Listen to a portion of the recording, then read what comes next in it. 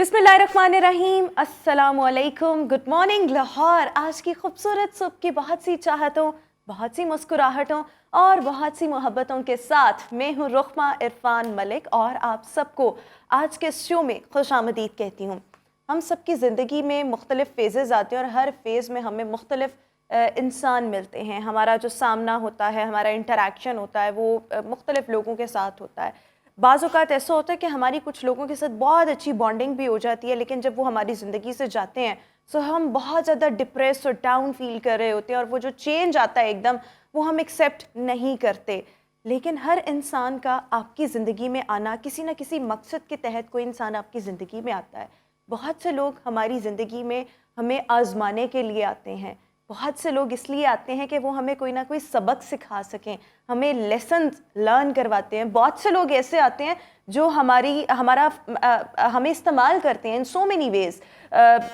कभी हमारी हम्बलनेस का, हमारी पोलाइटनेस का नाजायज़ फ़ायदा उठा लेते हैं, हमसे बहुत से काम निकलवा लेते हैं। मुख्तलिफ़ चीज़ें होती हैं। कोई लोग किसी और तरीके से किसी इंसान का इस्तेमाल कर लेते हैं और फिर कुछ ऐसे लोग भी होते हैं जो आपकी ज़िंदगी में आते हैं और आपको जीने का असल मकसद सिखाते हैं कि भाई ज़िंदगी ये भी है और ये कितनी खूबसूरत ज़िंदगी है और इस ज़िंदगी में आपकी वर्थ, आपकी वैल्यू क्या है। बिकॉज़ अगर आप एक ऐसी जगह पर होंगे जहाँ पर आपकी कोई वैल्यू और वर्थ ही नहीं है और उनको पता ही नहीं कि आप मतलब उस जगह पर लोगों को अंदाज़ा ही नहीं कि आप भाई क्या मायने रखते हैं और आपकी पर्सनालिटी, आपकी कैपेबिलिटी, आपकी कैपेसिटी क्या है, तो वहाँ पर आप अपनी वर्थ तो मनवा नहीं सकते। मुख्तलिफ लोगों का आपकी ज़िंदगी में आना, मुख्तलिफ फेजेस में आना, ये एक ब्लेसिंग है इटसेल्फ और हर एक के आने का कोई ना कोई मकसद होता है। Anyhow with this message we have to move forward और क्विकली आज की टॉप स्टोरीज़ की तरफ आएंगे। और जब मैं आजकल अपने इर्द गिर्द बहुत से स्कूल्स में देखती हूँ, जब हम स्कूलों में पढ़ते थे,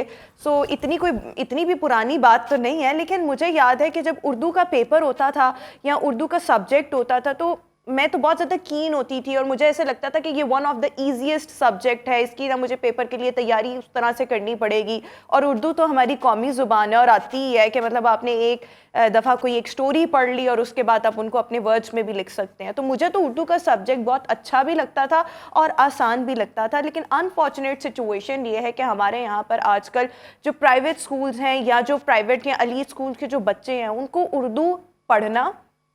उनको उर्दू सीखना, उनको उर्दू लिखना बहुत ज़्यादा मुश्किल लग रहा होता है। बहुत से बच्चों की मैंने सप्लीज और कंपार्ट्स भी जो हैं वो इस सब्जेक्ट में आते हुए देखी हैं। लेकिन अनफॉर्चुनेट वाक़या कुछ इस तरह से हुआ कि कराची का एक निजी स्कूल है, कराची का इलाका नॉर्थ नाज़िमाबाद, और यहाँ पर एक मामला पेश आया कि क्लास में एक बच्चे ने टीचर से उर्दू में कम्युनिकेट कर लिया, टीचर ने उसको बुली किया और उसके फेस पर स्याह धब्बा लगा दिया। अभी आप देख भी सकते हैं। अच्छा, ये जो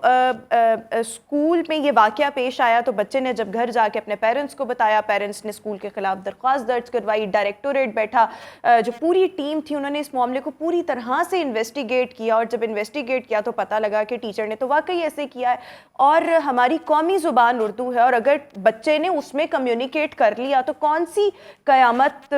जो थी वो आन पहुँची कि टीचर को ऐसा करना पड़ा और उसको इस अंदाज में ह्यूमिलिएट किया गया in front of the whole class. फिर मामला कुछ ऐसे हुआ कि अभी इस स्कूल की जो रजिस्ट्रेशन है उसको मुअत्तल कर दिया गया है और स्कूल को 1 लाख रुपए जुर्माना भी आयद किया गया। और मेरे ख्याल में ऐसे स्कूल्स की सज़ा और बहुत बढ़ती है कि बजाय इसके कि आप वहाँ पर उर्दू ज़ुबान को प्रमोट करें, उसकी फ़लाह के लिए काम करें, और अगर कोई बच्चा उर्दू में कम्युनिकेट कर रहा है और आप उसको इस तरह से बुली कर रहे हैं, बजाय इसके कि आप कुछ चीज़ें उसको समझाएं कि नहीं इस तरीके से नहीं, आप अभी इंग्लिश में बात करें, या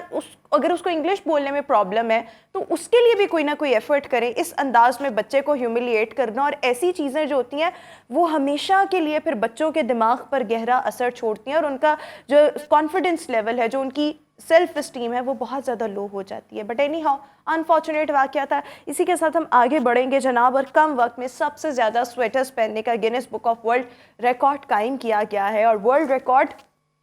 कायम इस तरह से किया गया है कि ABC चैनल बड़ा मशहूर ABC चैनल है और इसका एक प्रोग्राम, वहाँ के 2 एंकर्स ने पहले तो कोशिश की कि हम 30 सेकंड्स में 8 स्वेटर्स पहने और जो इनसे पहले का रिकॉर्ड था उसको तोड़ सकें, बट دے ور انسکسیزفل، لیکن وہاں پر ان کے جو 2 پروڈیوسرس تھے انہوں نے ڈیسائیڈ کیا کہ ہم یہ کام کر سکتے ہیں اور ہم جناب یہ سویٹرز جو ہیں وہ پہنیں گے 30 سیکنڈس میں، اور انہوں نے یہ کارنامہ سر انجام دیا اور سکسیزفل ہو گئے، اور اس کے بعد انہوں نے grains book of world record میں اپنا نام جو تھا وہ درج کروا لیا۔ اسی کے ساتھ اگلی اسٹوری کی طرف آئیں گے، اور وہ بھی افسوسناک اس طرح سے ہے کہ کتے کی ایک غلطی سے، مطلب پالتو کتے کی ایک غلطی کہہ لیں، یا بیکاز ان کو تو جانور ہے، ان کو تو بالکل پتہ ہی نہیں نا کہ کیا کرنا ہے اور کیا نہیں کرنا، سو وہ لوڈڈ گن تھی، مالک جو تھا وہ کتے کے ساتھ شکار پر جا رہا تھا، تو کتا جو تھا وہ بیٹھا ہوا تھا، ایک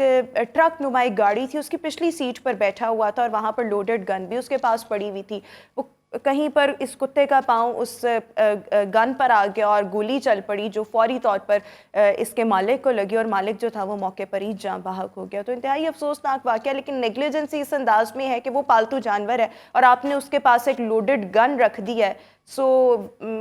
جو اس طرح کی سچویشن ہے وہ کبھی بھی کہیں پر بھی پیش آ سکتی ہے، حادثہ کہیں پر بھی ہو سکتا ہے، اور حادثات کبھی بھی بتا کر نہیں ہوتے، بٹ بہرحال اس طرح کی سچویشنز میں اور جب آپ پیٹس رکھتے ہیں تو بہت زیادہ کیئرفل رہنے کی ضرورت ہوتی ہے۔ بٹ اینی ہاؤ یہ تو تھی ہماری ٹاپ سٹوریز جو ہم نے آپ کے ساتھ شیئر کی۔ ابھی ہم کوئکلی شو میں ایک بریک شامل کریں گے، بریک کے بعد دوبارہ حاضر ہوں گے۔ Good morning.